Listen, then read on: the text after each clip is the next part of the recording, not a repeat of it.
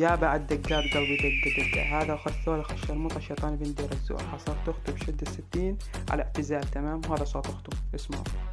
كش خطر الوحش من بيجي خصمي تمام، بس جاء هذا الزلمة يعدل بحق وعدالة تمام، والشد ربط على اعتزال تمام. هاي أنا زدت ثلاث تمام، ثلاث كسرتين ماشي. تعال نرجع لهاي اللي هنا تمام، نشوف فوق جه هنا نرفع. اها حكم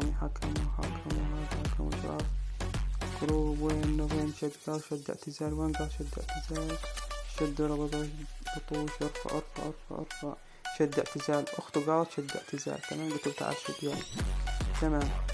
هاي زدت القانون هذا نبلش، انا زدت هاي، وانه يقول له هذا حكمه ويقول له كسر مايك 30 تمام، هو كسر مايك 30 بس اسمعوا صوته. ما يكون بسر لل30 كبير.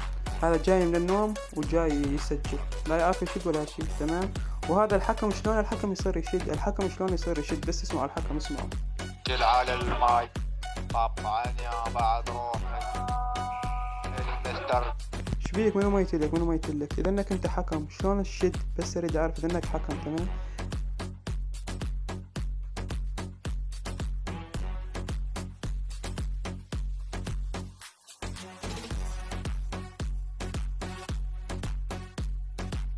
ده حق الحكم شلون يشد معه تمام.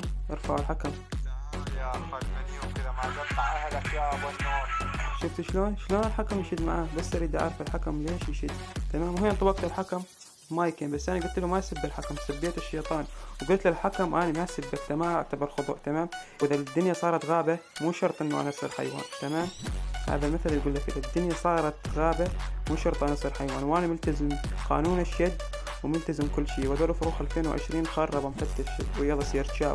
وهاي يا اخ الشرموطة اعتزالك يا اخ القحبة الشيطان بن دير الزور، واختك الشرموطة اذا اسمع حسها اللي اكثر على انكسر، يلا سير تشاو.